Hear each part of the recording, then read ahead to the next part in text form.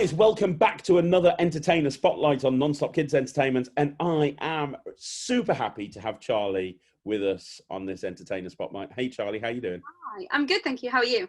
I'm very, very good. I'm really, really good.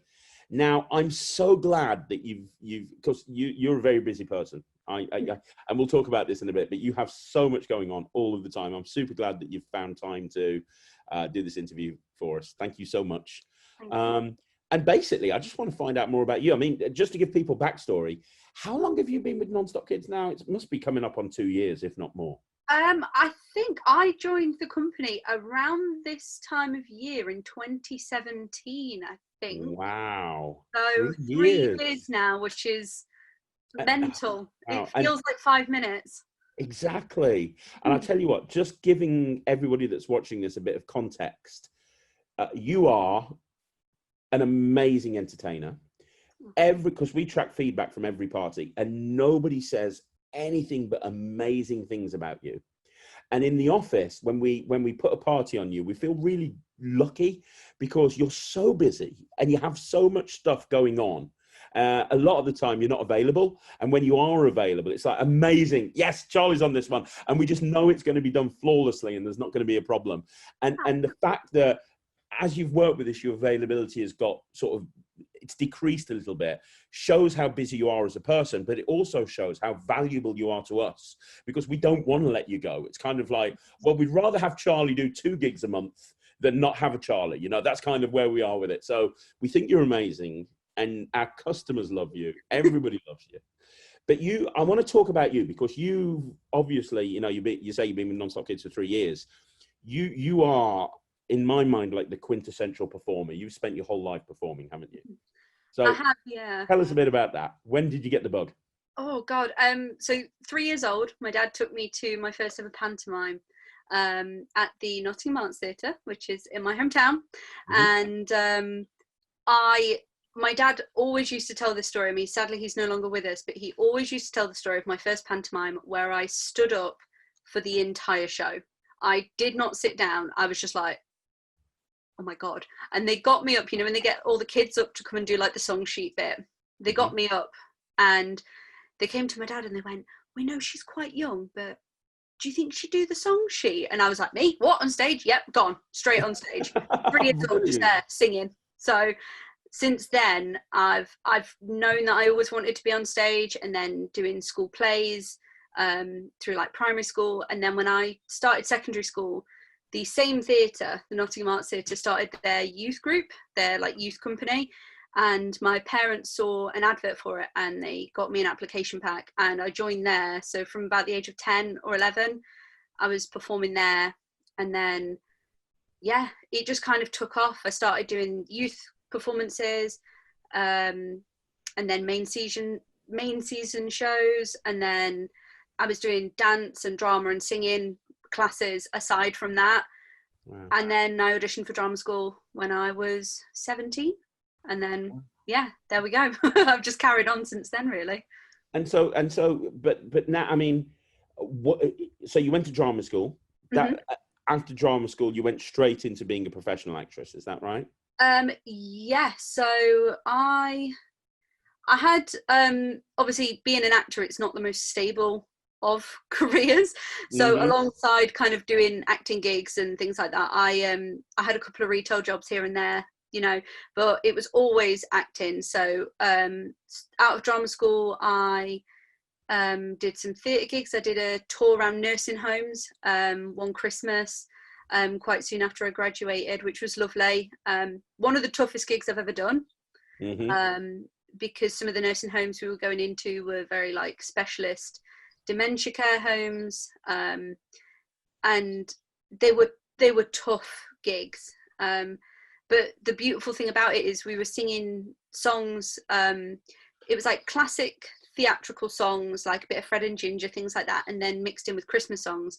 And the effect that music has on people's memories, and it brings back, things that have been forgotten. Even if you don't have something like dementia or Alzheimer's, the effect that music has on you, I think everybody has at least one song that brings back a really visceral memory for them. And so we were getting the residents of the nursing home up dancing with us, singing along, and it was the toughest job I think I've ever done, but the most rewarding job I've ever done. And yeah, so I did that. I danced in the opening ceremony of the Olympics when we had the Olympics in London. No way! How was that? That must have been amazing. It was so good, and I've still got friends now, 8 years on, that I'm still in touch with from my cast, from my group that I did. Yeah, it was one of the most surreal nights of my life. It came and went in a flash. I remember we did a final tech rehearsal, then it was the show day, and we were walking into the stadium, and I was like, oh my God, I'm so nervous. And it seemed like we were in the tunnels waiting to go into the arena for about a year. It was so long. And then once we got out there and we did our performance, it felt like it was over in 2 seconds. And then I was on my way back to the dressing room, and I high-fived Usain Bolt on the way back, which was great. No way! Yeah, that was a fun experience. That's brilliant. That is so super fun. So what else have you done? So you tour an awful lot, don't you? Yeah, so obviously before coronavirus happened, I was on tour with a theatre company called Fred Theatre. They're based in Stratford-upon-Avon, home of Shakespeare.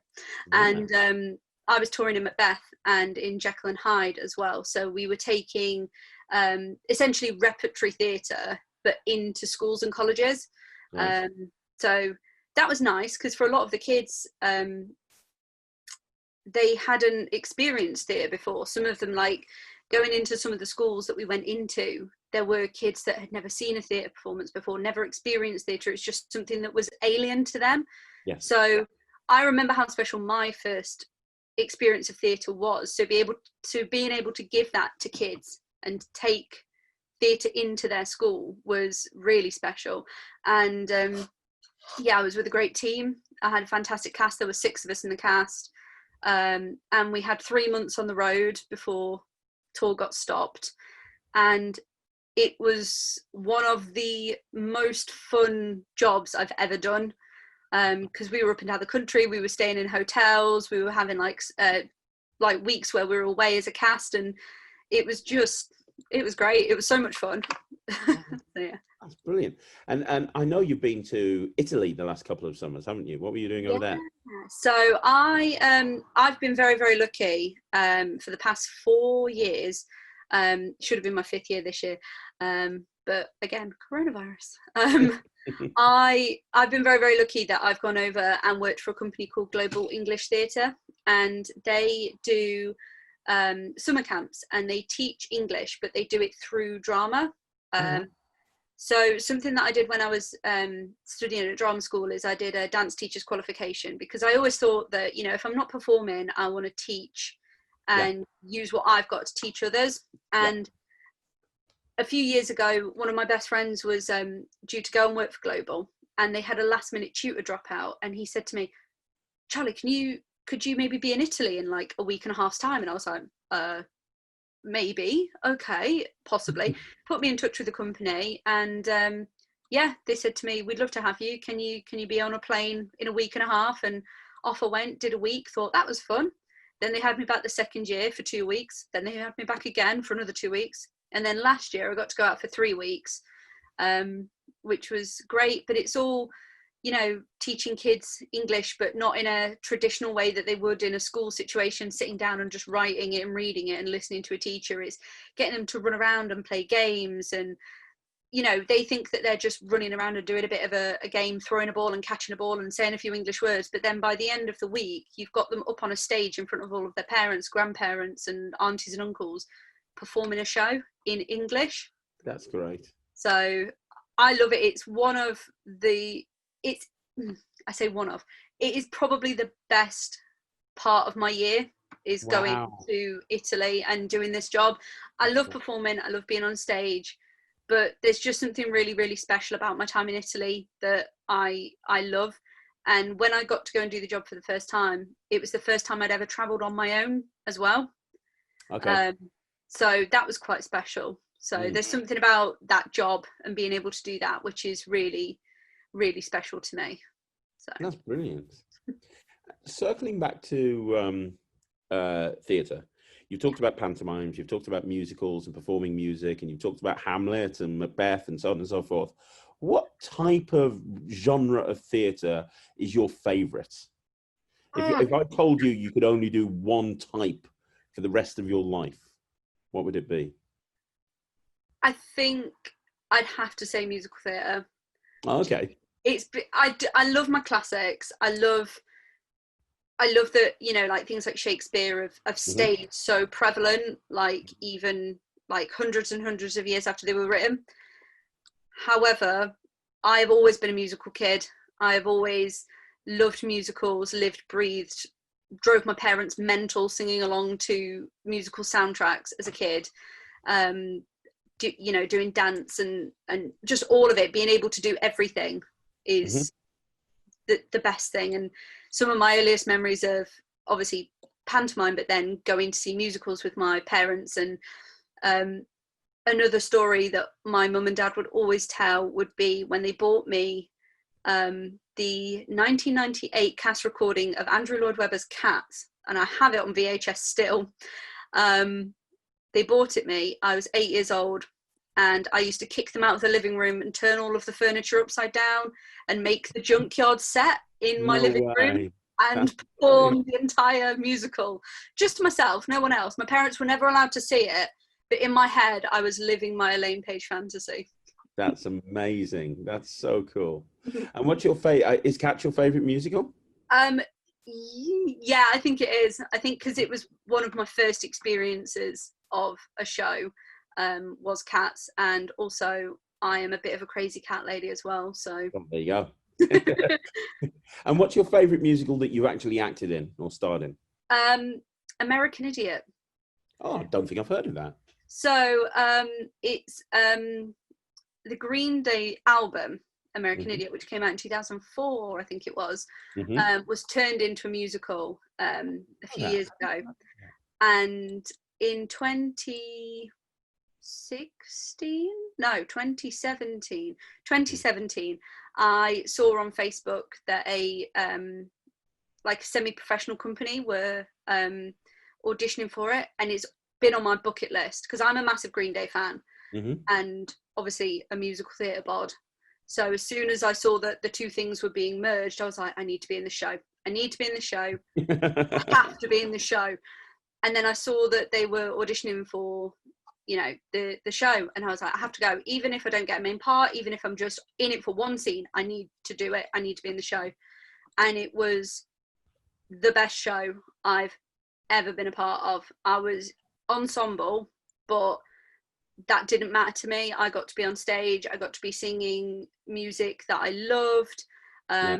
One of my friends actually came to see it and said, "You were playing the guitar at the end." I was like, "Yes," because the encore, the whole cast come on with guitars. And he was like, "You were playing the guitar?" And I was like, "Yeah." And he was like, "I didn't know you could play the guitar." And I was like, "Yeah, I can play the guitar." And he was like, "I didn't know you could do that. That's so cool." So that's awesome. Just love that show so much. Oh, that's brilliant. Is it still touring? I think it was supposed to have another tour this year, but coronavirus. It's got a lot to answer for, hasn't it? Yeah. Okay, you've done a lot of films as well, though, haven't you? I know you've done stuff on TV and films. Yeah. So how do you find that, and how different is it doing stuff on film than it is sort of live theatrical entertainment? I think, I mean, film's great. I've always been like a film fan. I mean, you can kind of see parts of my DVD. Yeah, I can see a DVD. Yeah, there's lots of them. It spans an entire wall. Wow. That's an addiction we won't talk about right now. But I've always loved film, and at a point I thought maybe if I'm not going to be a theatre actor, or I'm not going to be an actor at all, maybe I'd be a filmmaker. And the whole experience of being on set is fab. You know, you make your little film. Like, I've been lucky to work with a lot of independent film companies, quite a lot, and the same teams as well. Kind of make your little film families, and everyone kind of gets to know each other, and that's really great. Like the camaraderie, especially in independent film, is fantastic. I think the main difference with it is you don't get that instant audience feedback that you do with theatre. And although I love film, I think I'll always prefer theatre because there's nothing like getting the energy from the audience. Like if the audience are with you and they're going on this journey with you, you can feel that energy. So although I love film and I think I'll always flip between doing the two, I will always love theatre. But film's great. I've done a lot of horror films. Well, you are a horror fan, aren't you? I am. Yeah. One of my biggest loves in life is horror films, and you know, the whole genre. The last 2 times I've been to Florida have been specifically at Halloween, so I could go and do all the Universal horror mazes and things like that. And yeah, just big horror geek. What's your favourite horror film? Nightmare on Elm Street. Really? Because it is the first film that ever scared me. I'm not quite sure why, because it's quite hokey in places and very campy, and it's got a lot of like black humor in it, like dark humor. But it also created the blueprint for the genre. You know, it was the thing that so many other films followed. Yeah, and there was just something about Freddy Krueger that terrified me as a child. I think I watched like a Channel 4 documentary about horror films, and one of the like talking head people was like, oh yeah, well the scariest thing about Freddy Krueger is he will get you because you have to go to sleep. Your body will give in to sleep. And I was like, oh no, I don't like that. That's horrible. And because I watched that and then watched the film, I was like, no, I'm out. Don't like this. But because it scared me, it's remained one of my favorite films. And I think, you know, it's like, it's kind of like a therapy. I was like, if I become obsessed with this film and if I force myself to enjoy it, I won't be scared of it anymore. Yeah, I totally understand. I tell you what, I saw a horror film. It's not that old, but it's a few years old now, and I've never seen it before, and I don't know why, because I'm a massive Joss Whedon fan. But I saw Cabin in the Woods for the first time last week. My god, I love Cabin in the Woods. Yeah, I thought it was a great film. I'm like, how have I not seen this before? It's so really clever as well. Like the idea of like all the different endings, and you know they have to tick certain boxes. It's brilliant. I thought it was really good. So here's another question for you.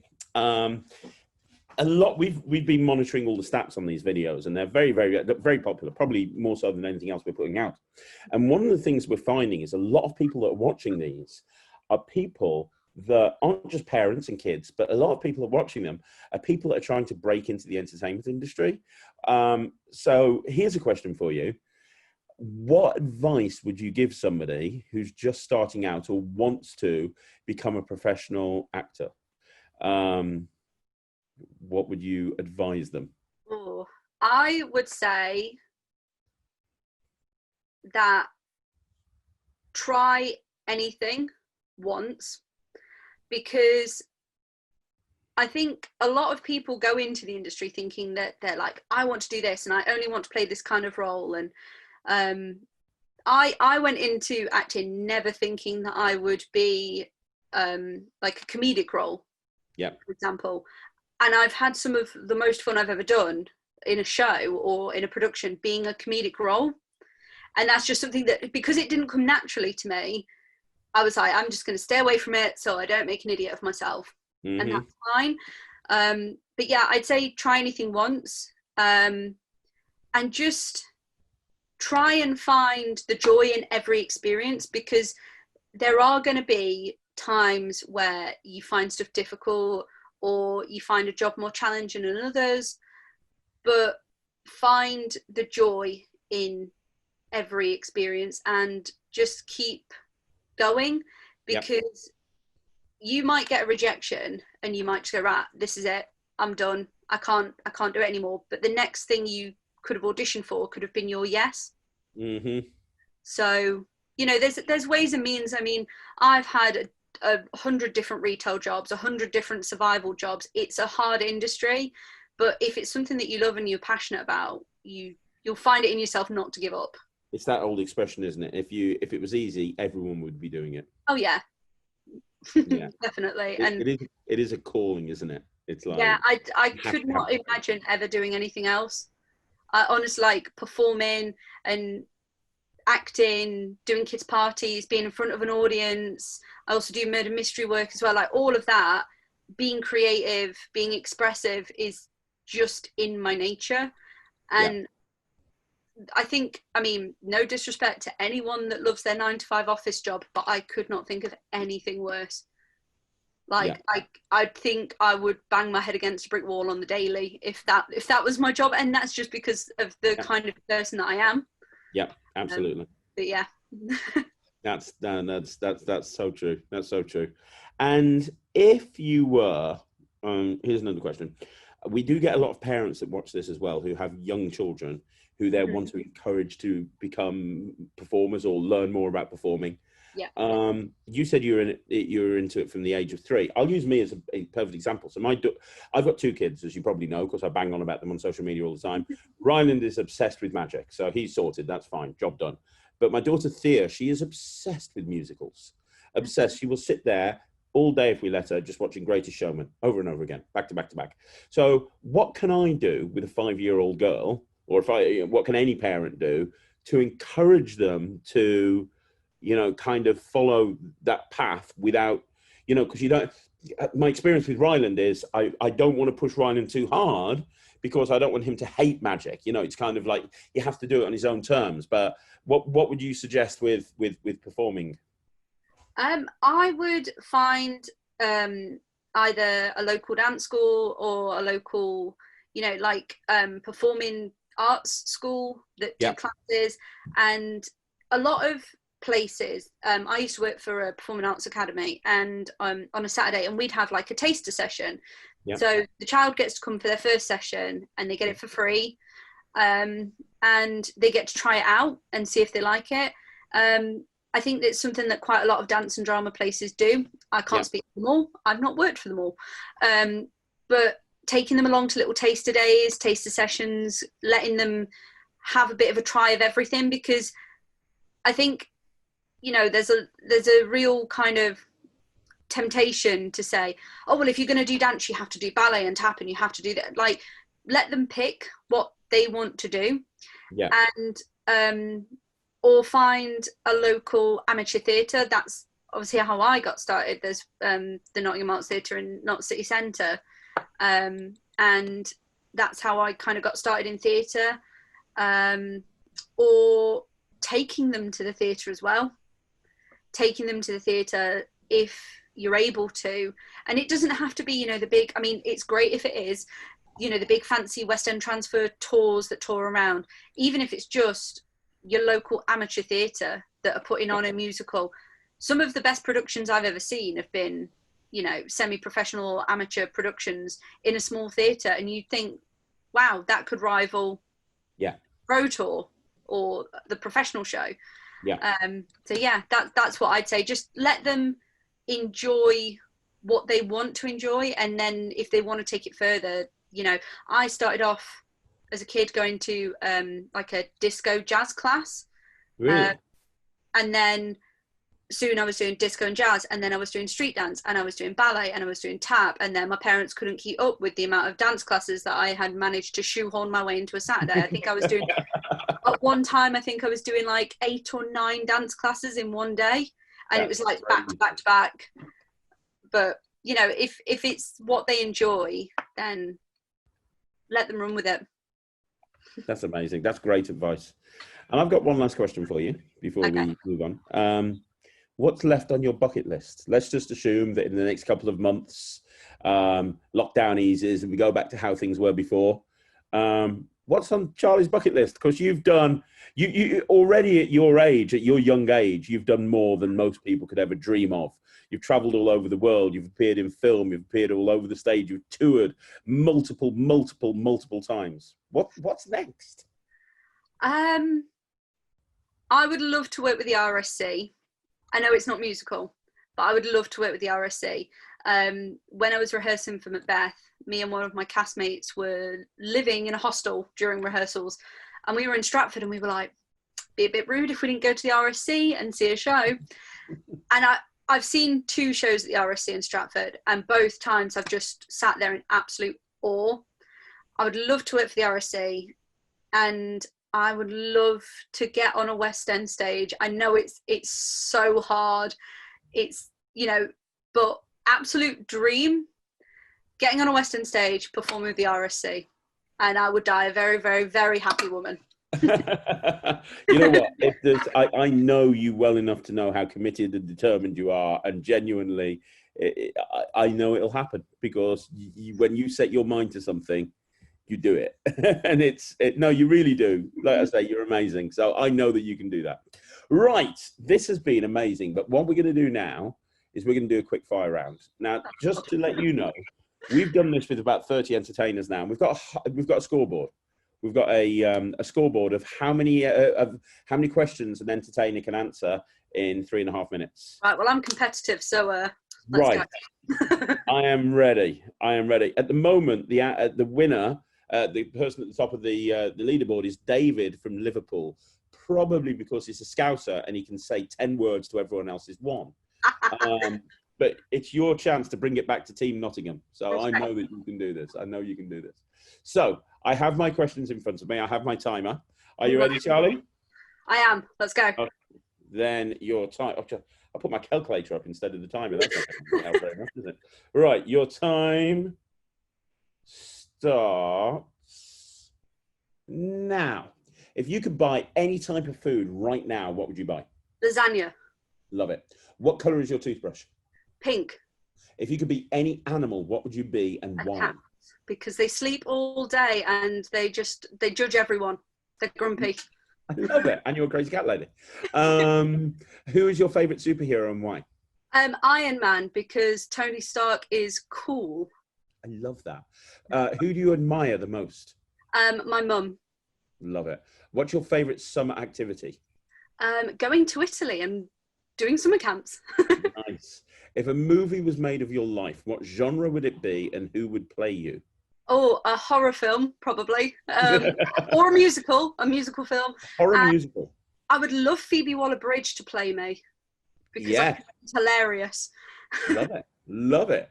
If you could be any flavour ice cream, what ice cream flavour would you be and why? Peanut butter ice cream, because I love Reese's peanut butter cups. Love it. Who's your favourite cartoon character and why? Oh, favourite cartoon character would probably be, oh my God. I'm stuck. Let's go for, oh my God, this is stressful. Why can't I think of any cartoon characters? Donald Duck, Mickey Mouse, Bugs Bunny. Stitch from Lilo and Stitch, because he's cute and fluffy. Absolutely. If you could go anywhere in the world right now, where would you go? Florida for Disneyland. Love it. Are you a morning or a night person? Morning person. What's your favourite hobby? Singing. What's the one thing that annoys you the most? People that talk in the cinema or the theatre. What's the strangest thing you've ever eaten? Oh, before I was vegetarian, calamari. Tastes like rubber. It's not good. What is one of your weird quirks? One of my weird quirks is I can turn my tongue upside down. And I'll prove it. That is very impressive. Oh my God. I hope that's on your acting CV. Describe yourself in 3 words. Loud, bubbly, and loyal. Okay, love that as well. That's really good. If you could trade lives with anyone for one day, who would it be and why?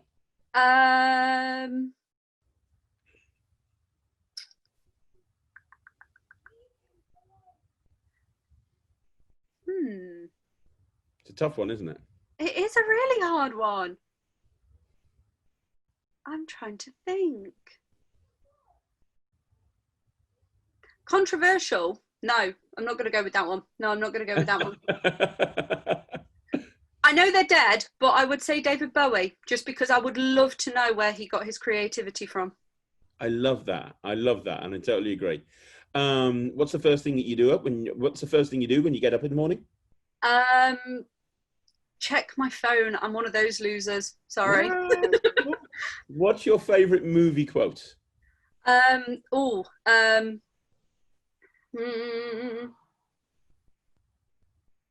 I'm gonna go Disney and say a dream is a wish your heart makes, just because it. Yeah.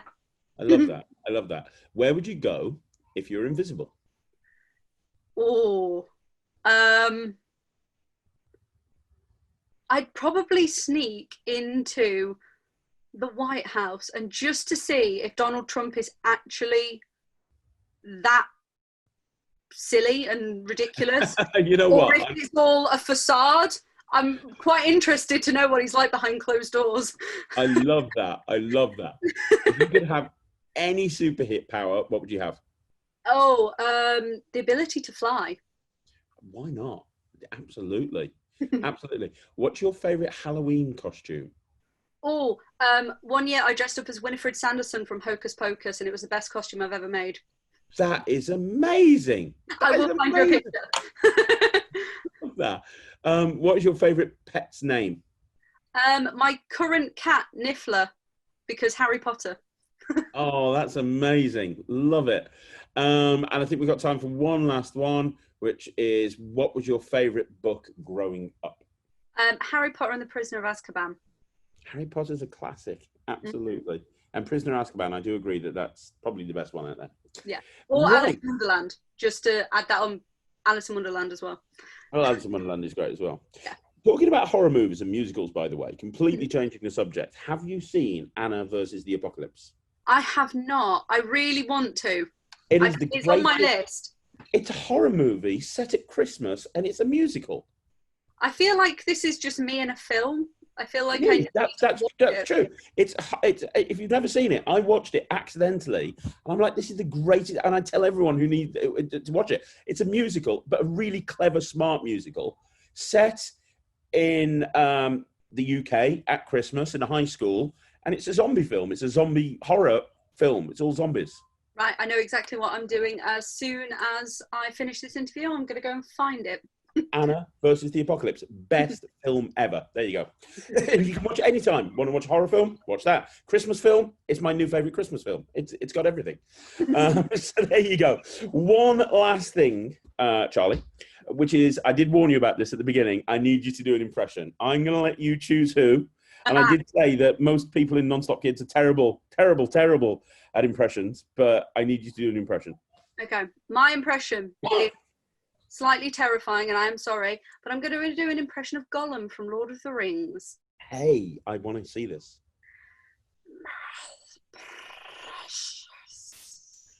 That is scarily good. Oh, honestly, my hairs are standing up on my arm. That's amazing. Oh my gosh, that's so good. I rewatched. I've been using lockdown to watch a lot of films again, so I've rewatched all of the extended editions recently of Lord of the Rings. So that hit home. That was great. That was awesome. That was really good. I'm going to wrap this up with one last thing, which I always wrap everything up with. Finish off, Charlie, by giving everybody one piece of advice from your years of experience. It doesn't have to be about acting or performing or kids' parties or anything like that. Just one piece of advice that you can share with people based on your years of experience. Oh, take each day as it comes. I love that. Because you might have a bad day one day, and one day might feel like your entire world's falling apart. But the next day could undo all that and be the best day of your life. And it could be the day that changes everything. So I try not to dwell on each day. I just try to take each day as it comes. And with what's been happening in the world the last couple of months, that's very good advice that I think a lot of people need to follow. That's awesome. Yeah. Now, where can people find out about you? I want you to hit people up with social media links and website links. Obviously, you can find Charlie on Non-Stop Kids if you want to book her for a kids' party, but she does so much other stuff. Where can people find you, Charlie? Social media and websites and everything. So I can be found on Twitter and on Instagram at Charlie C Actress.